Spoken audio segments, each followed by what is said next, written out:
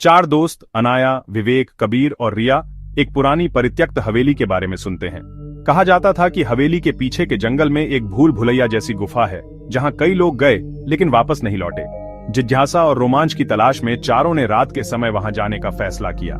चांदनी में हवेली की टूटी खिड़कियां ऐसे दिख रही थीं जैसे कोई अदृश्य आंखें उन्हें घूर रही हों। अंदर जाते ही दरवाजा अपने आप बंद हो गया। पहले तो उन्होंने मजाक समझा, लेकिन जल्द ही टॉर्च की रोशनी में दीवारों पर अजीब प्रतीक और खून जैसे निशान दिखाई देने लगे।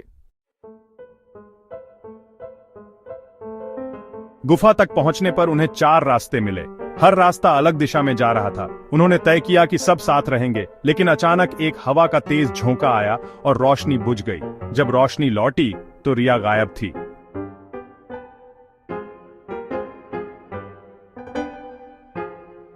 आवाजें गूंज रही थीं, कभी किसी बच्चे की हंसी, कभी किसी के रोने की। विवेक को लगा किसी ने उसके कंधे पर हाथ रखा, लेकिन पीछे कोई नहीं था। आगे जाकर उन्हें रिया की टॉर्च मिली, जिस पर ताजा खून के छींटे थे। गुफा के बीचों बीच एक पत्थर का दरवाजा था, जिस पर लिखा था, जिसने इस भूल भुलैया का राज जाना, उसकी आत्मा यहीं कैद रहेगी। अचानक कबीर की चीख गूंजी और उसे अंधेरे में खींच लिया गया।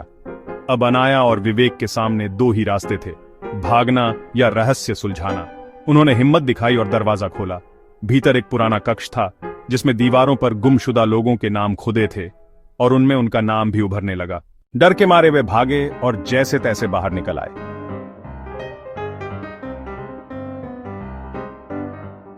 फिर एक बूढ़े आदमी ने कहा, लेकिन वो हवेली तो पिछले 10 सालों से खंडहर है और वहां कोई भूल भुलैया नहीं है।